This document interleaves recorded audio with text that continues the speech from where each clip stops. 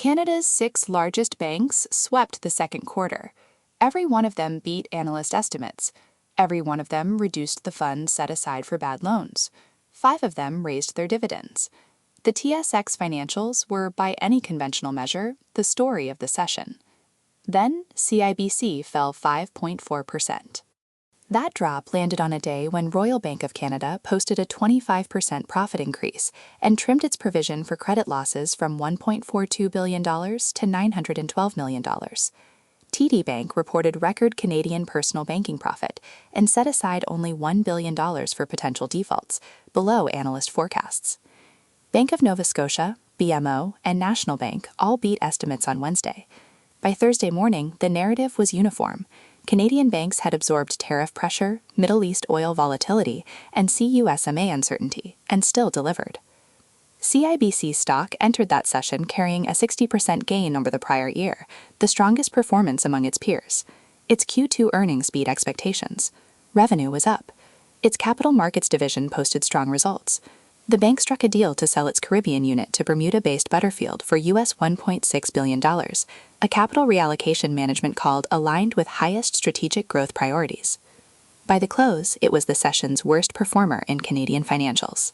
The key to understanding Thursday's sell-off is not what CIBC reported, but what the 60% stock run had already priced in. National Bank analyst Gabriel Dechaine identified the specific trigger. CIBC's net interest margin, the bank's profit spread on lending, rose 17 basis points year over year.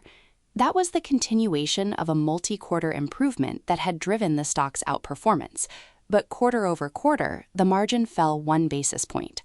1 basis point, against a backdrop where every other bank beat and the entire sector rallied. The premise behind CIBC's premium valuation was margin expansion as a durable trend, a structural repricing of its lending book that had been compressing since 2022 and finally turned. Deschaine's note signals that sell-side positioning had begun to price further acceleration. The 1 basis point quarterly drop did not confirm a reversal, but it broke the implied trajectory that justified the premium. CIBC CFO Robert Sedran pushed back directly. He said the bank is not competing on price to gain market share. Instead, it is deepening relationships with existing clients. That framing treats the margin plateau as a deliberate strategic choice, not a structural ceiling.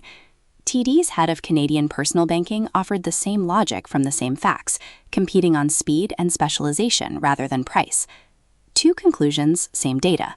One says the margin run is pausing because competition intensified. The other says the bank chose not to fight for marginal volume at thin spreads. Which premise is correct determines whether CIBC at the session close is a repricing or an entry point. The unstated premise in the sell-side's reaction that CIBC's prior margin improvement was driven by active price leadership, and its continuation depended on maintaining that leadership. If management is right that the improvement was relationship-driven, not price-competitive, then the plateau is not evidence of erosion, it is evidence of discipline. But if the market is right that competition in Canadian mortgages and deposits is now compressing margins sector-wide, CIBC's 60% outperformance becomes a valuation that priced an advantage that is now broadly shared. RBC CEO Dave McKay addressed the competitive shift directly. Canada's banking regulator is streamlining the path for new entrants, and fintechs are accelerating deposit-gathering efforts. McKay framed the threat as manageable given scale and technology capability, but the acknowledgement is itself a data point. The competitive intensity that Dechaine flagged is not a projection, it is already happening. The question the Thursday sell-off opened is not whether CIBC's business deteriorated. Its revenue grew, its credit performance held. The question is whether the market's prior view of CIBC as a margin expansion outlier within the Big Six has a basis going forward, or whether Q2 marks the session where that relative thesis normalized. The historical parallel worth tracking, Royal Bank in Q3 2024, when its capital markets division posted a record quarter, but its domestic lending margins drew scrutiny. RBC stock lagged peers by 4 percentage points over the following 6 weeks, before recovering as mortgage renewal volumes confirmed the lending book's repricing was intact.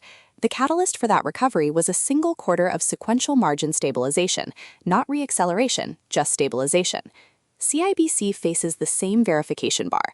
If Q3 delivers a sequential margin increase, even modest, the Thursday sell-off reads as institutional profit-taking on a crowded outperformance trade, not a fundamental repricing.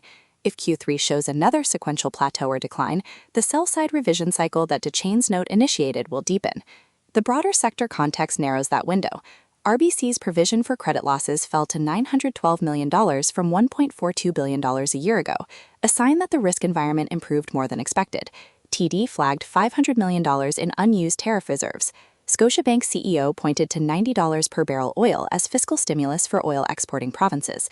If the macro environment continues to perform above the bank's own downside scenarios, CIBC's lending book has room to stabilize margins without losing volume. But the competing scenario is also active. RBC's capital markets head flagged that elevated volatility and M&A activity may persist over the next few years, a signal that trading revenue is becoming structurally higher. That benefits RBC and TD more directly than CIBC, given their capital market scale. If institutional capital rotates within Canadian bank equity toward those with more capital markets exposure, CIBC's relative underperformance on Thursday may extend beyond a single session.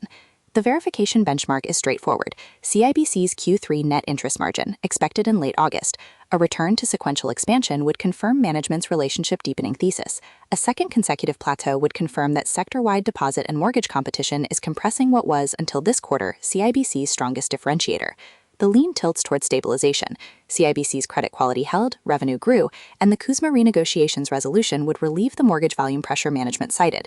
But the risk that Thursday's institutional selling reflects a broader rotation within Canadian financials toward capital markets exposure over domestic lending margin plays does not resolve until that Q3 print arrives.